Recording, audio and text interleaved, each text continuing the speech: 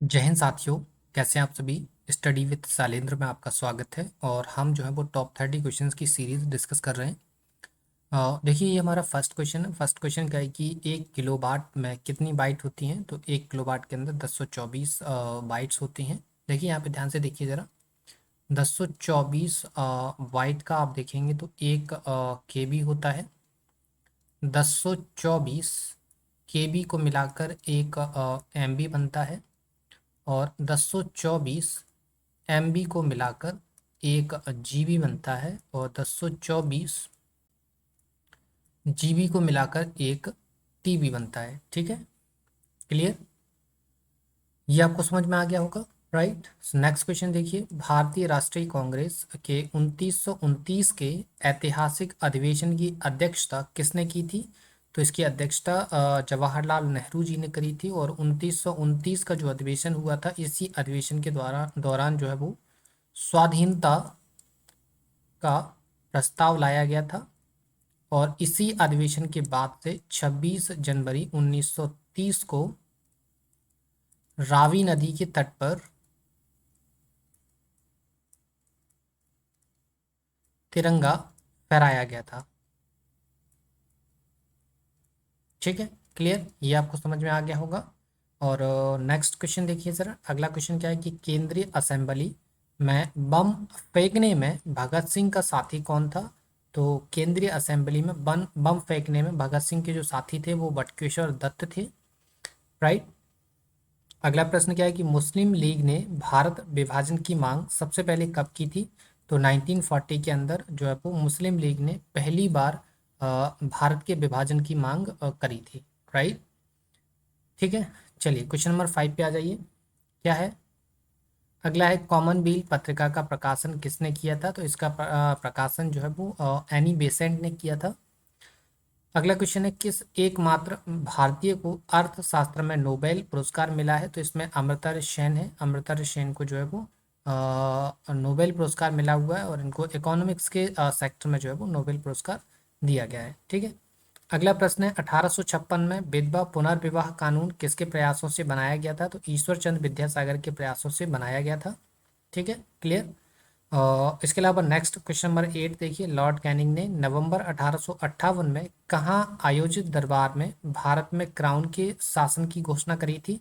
तो इन्होंने इलाहाबाद के दरबार में जो है बताया था कि अब से 1858 की बात से भारत का जो शासन है वो ईस्ट इंडिया कंपनी के हाथों से क्राउन के हाथों में चला जाएगा। ठीक है, क्लियर।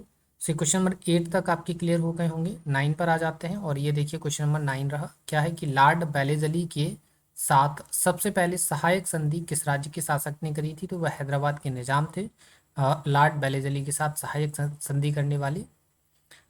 अगला प्रश्न है कि भारत की सर्वाधिक बड़ी जनजाति कौन सी है। तो वो गोंड है, जो कि MP के अंदर आपको देखने के लिए मिलेगी और मध्य प्रदेश की भी सबसे बड़ी जनजाति मानी जाती है।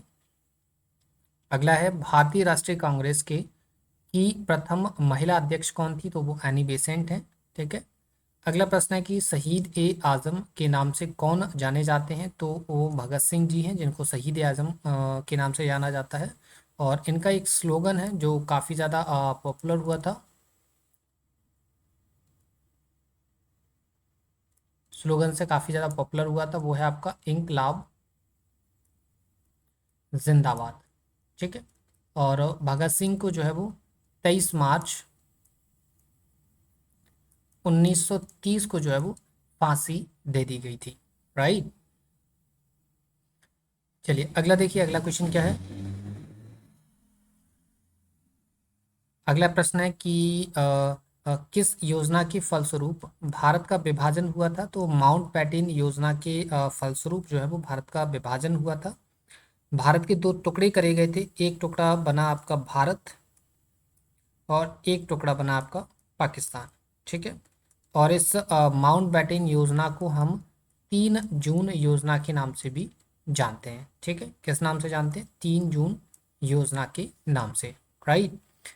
चलिए क्वेश्चन नंबर 14 जरा देखिए। क्या है क्वेश्चन नंबर 14 कि जनरल डायर जलियांवाला वाला बाग हत्याकांड से जुड़े की हत्या किसने की थी। तो ऊधम सिंह ने करी थी। जनरल डायर की हत्या किसने करी थी, ऊधम सिंह ने करी थी। और जलियांवाला बाग हत्याकांड जो है ये कब हुआ था, ये हुआ था 13 अप्रैल 1919 को। ठीक है।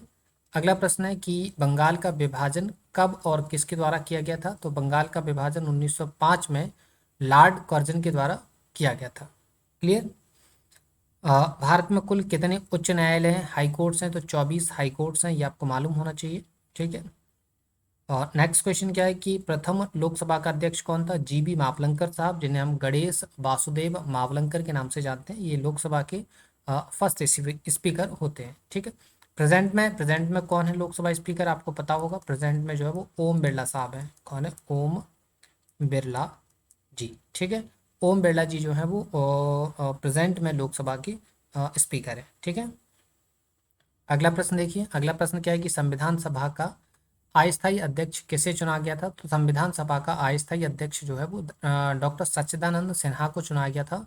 इनको अस्थायी अध्यक्ष के रूप में 9 दिसंबर 1946 को चुना गया था। ठीक है। और फिर इसके बाद 11 दिसंबर 1946 को आप देखेंगे तो हमने स्थायी अध्यक्ष चुन लिया था। और स्थायी अध्यक्ष के रूप में किसको चुना गया था, ये आपको मालूम होगा। स्थायी अध्यक्ष के रूप में डॉक्टर राजेंद्र प्रसाद को जो है वो हमने चुना था। क्लियर। और end of the day Rajendra Prasad जो है वो हमारे फर्स्ट प्रेसिडेंट ऑफ इंडिया बनते हैं। ठीक है। क्लियर।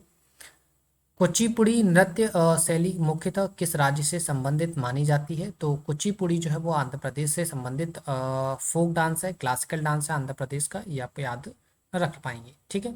मोहिनीअट्टम नृत्य शैली मुख्यतः किस राज्य से संबंधित है, तो मोहिनीअट्टम हो गया, कथकली हो गया, ये केरल से संबंधित डांस है, फोक डांस है, वहाँ की क्लासिकल डांस है ये। सिमिलर भरतनाट्यम जो फोक डांस है वो आपका तमिलनाडु का है। ठीक है। कथकली अभी बता चुके हैं, ये केरल का डांस है। राइट। अगला प्रश्न क्या है, देखिए जरा क्वेश्चन नंबर 23।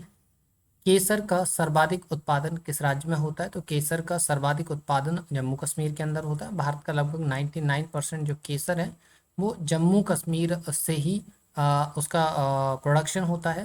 राइट, उत्पादन होता है। नेक्स्ट, भारत में प्रथम बहुउद्देशीय परियोजना का निर्माण किस नदी पर किया गया था, तो भारत की पहली बहुउद्देशीय परियोजना दामोदर नदी पर बनाई गई थी। और ठीक है, ये कब बनाई गई थी, ये पहली पंचवर्षीय योजना के दौरान 1951 से 1956 के दौरान इसको बनाया गया था। और 1951 से 1956 के दौरान 3 परियोजनाएं चलाई गई थी, जिसमें एक तो थी दामोदर घाटी। ठीक है। दूसरी हीराकुंड थी।